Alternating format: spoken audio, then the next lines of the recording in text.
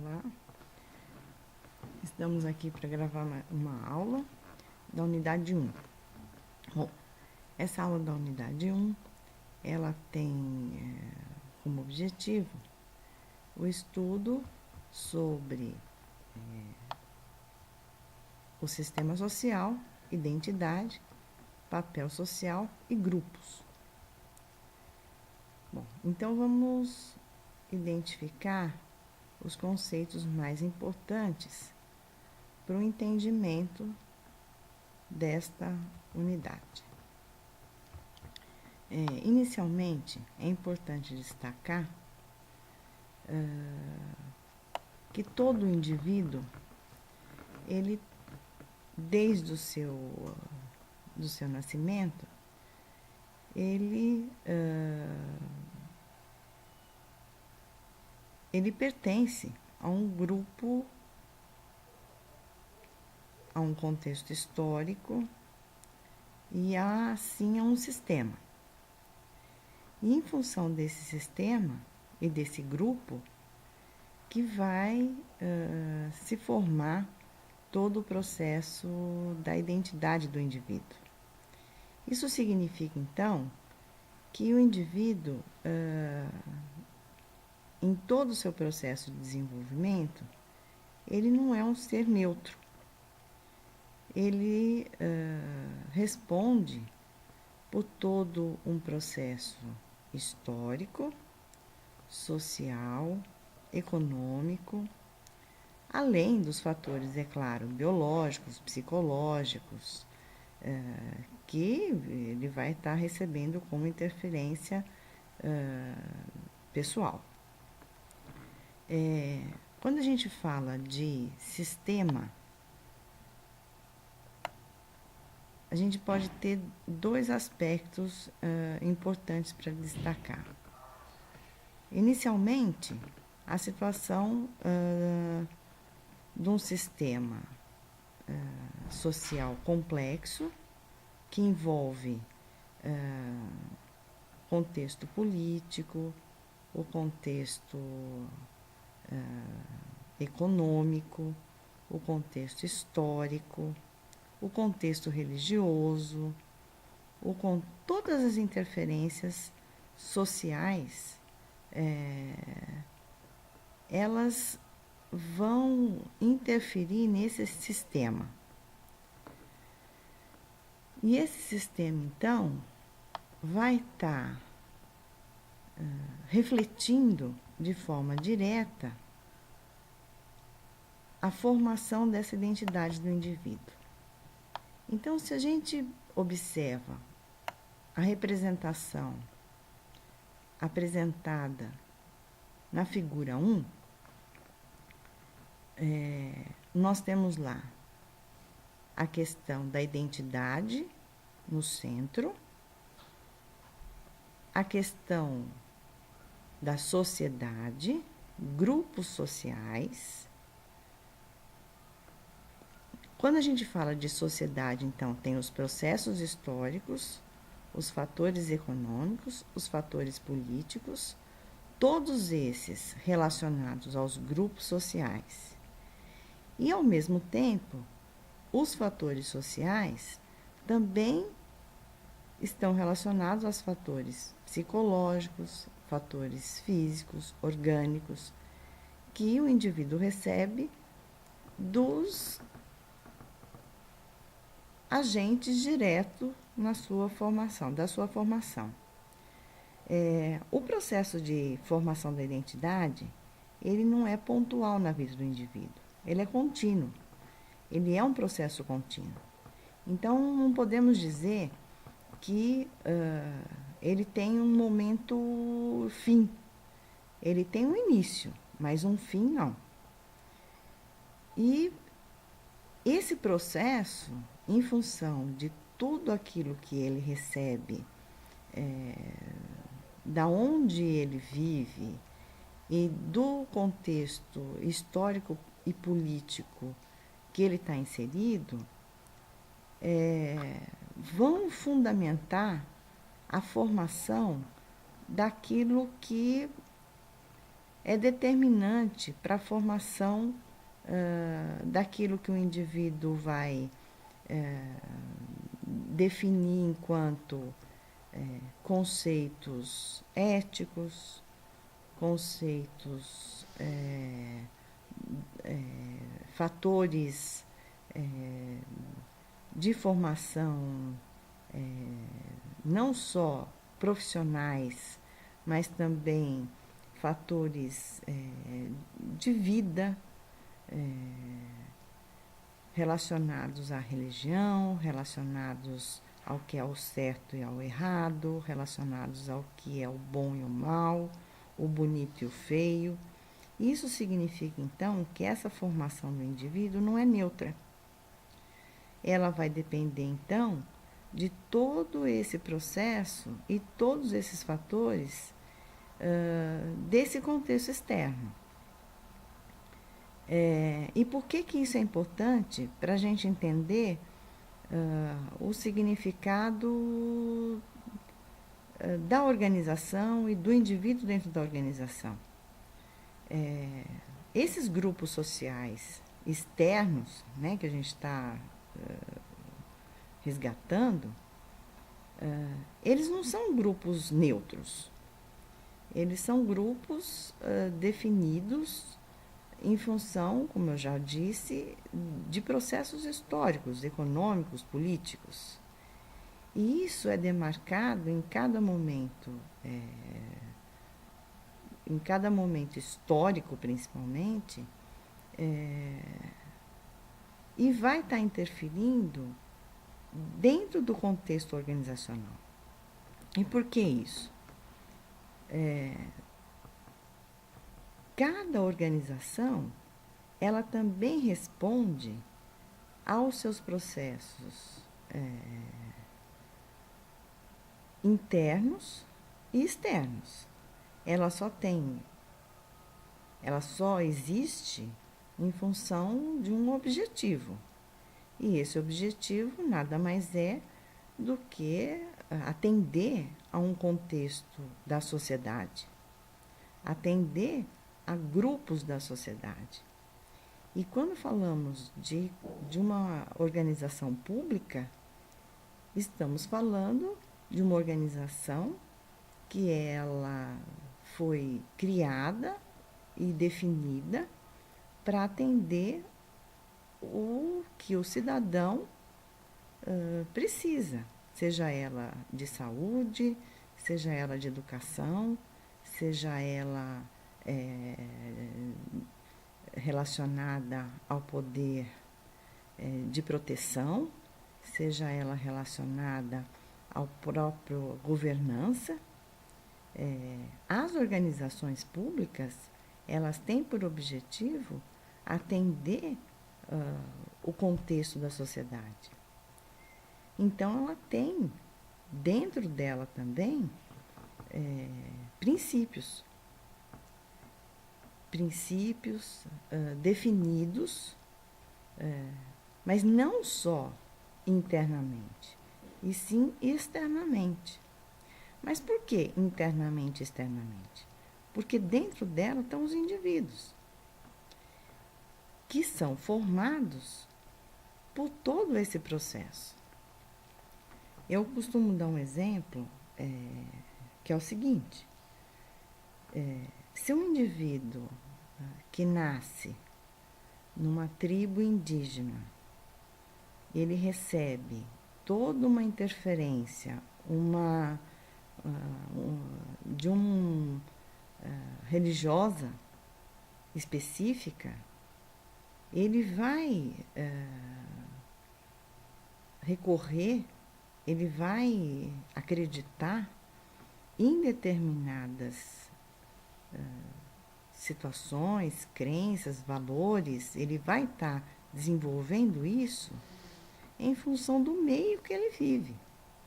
Ele pode discutir isso, com certeza, porém, ele vai receber isso de uma forma muito intensa, assim como outros indivíduos de outras condições sociais, políticas e econômicas também recebem. Então, um indivíduo que tem uma relação, que tem uma vivência num contexto histórico-político de uma determinada região, em função daquilo que é imposto pelos grupos daquele lugar, família, religião, sociedade, economia, ele se forma. E é em função disso que o indivíduo, então, vai acreditando e desenvolvendo e formando o seu processo político, histórico e social também. Então, falar que o indivíduo ele tem neutralidade total, isenção total, é muito complicado, porque ele recebe, sim, essas interferências.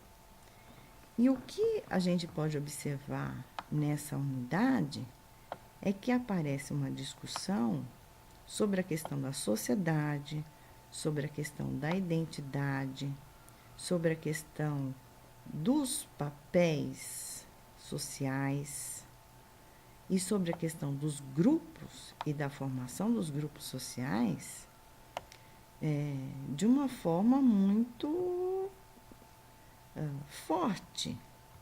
E por que forte?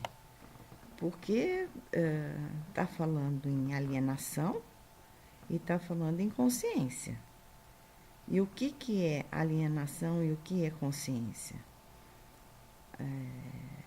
Alguns autores, como Kodo, por exemplo, apresenta argumentos que demonstram que é muito comum o indivíduo nem perceber o que ele faz, o que ele está acostumado a fazer como ação social e como desempenho na sua ação social. E isso demonstra uma alienação, indica uma alienação. Então, isso não é só no Brasil, isso é no contexto mundial. Então, é muito comum os autores apresentarem indicações que a maioria da população é alienada. E por que a população é alienada? Porque ela não discute, ela não apresenta argumentos, nem questiona sobre o porquê ela faz alguma coisa, porquê ela escolhe alguma coisa, porquê as organizações, o mundo, o comportamento, a religião, a economia, as organizações, seja pública e privada, estão concebidas daquela forma. E esse indivíduo que não discute, que simplesmente aceita, é o indivíduo que é considerado, então, um indivíduo alienado. Isso não significa que essa alienação impeça o indivíduo de viver, pelo contrário, ele está vivendo.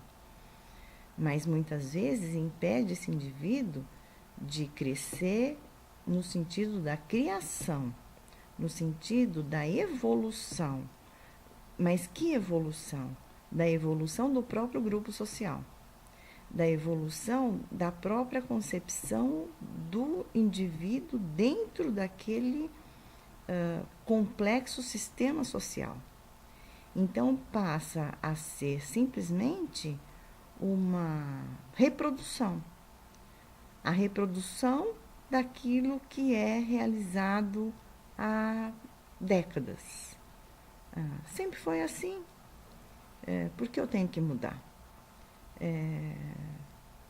É assim, os outros já fizeram assim, e assim fica.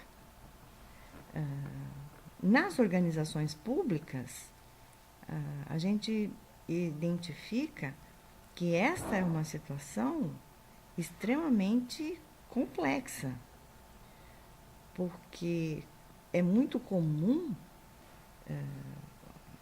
a observação de rotinas de trabalho, de processos e de formas de fazer a gestão pública como se não tivesse outra alternativa, como se não tivesse outra possibilidade.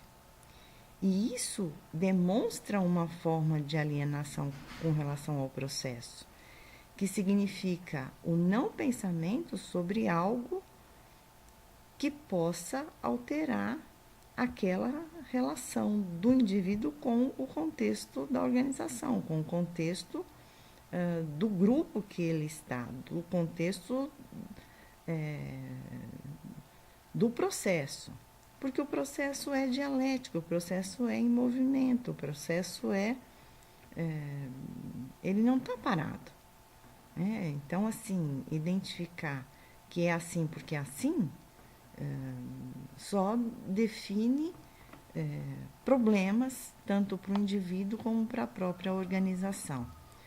Porque a organização, ela sempre vai estar próxima à necessidade de mudança. Porque os indivíduos também precisam dessa mudança, dessa constante alteração. As leis estão aí para a gente identificar isso, o quanto é difícil viver num contexto onde a legislação não se altera e os processos também não se movimentam em função desta alteração. Porque é necessário alterar, é necessário a mudança, porque os grupos sociais se alteram, as pessoas se alteram, a tecnologia ela evolui. E com isso, todo esse movimento interfere no processo do indivíduo. Então, a primeira coisa é perceber o que é a alienação e o que é consciência.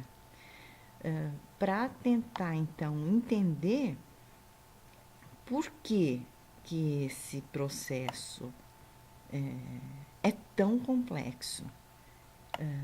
Quando a gente fala de papéis sociais, todos os indivíduos têm diversos papéis sociais. Não é um ou outro, são vários papéis sociais.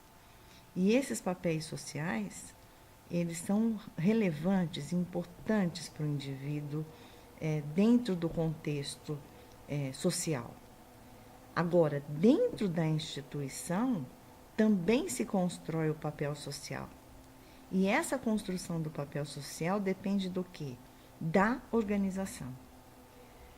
Essa organização, ela recebe, de novo, a influência externa e a influência interna. E isso precisa estar em consonância sempre, em equilíbrio. Essa construção desses papéis são fundamentais para definir o quanto o indivíduo precisa definir aquilo que é importante para ele aprender de habilidades e competências para exercer aquele papel dentro do contexto organizacional. Quando eu falo de papéis nas organizações, aí vocês podem identificar também nessa unidade que existe a questão do papel esperado, do papel percebido e do papel representado. Existe diferença nesses níveis de papéis. E é importante a gente destacar isso, né? Qual é a conduta do indivíduo dentro dessas representações e como que isso vai estar interferindo de forma direta e até de forma indireta no processo organizacional. Isso por quê? Porque para o gestor acaba sendo fundamental a identificação disso. Por quê? Porque uma organização só vive em função dos seus setores, em função do seu trabalho grupal. E aí também um outro fator relevante dentro dessa unidade é a questão do grupo, da formação do grupo, dos estágios para a formação do grupo, o que é relevante para esse grupo se formar.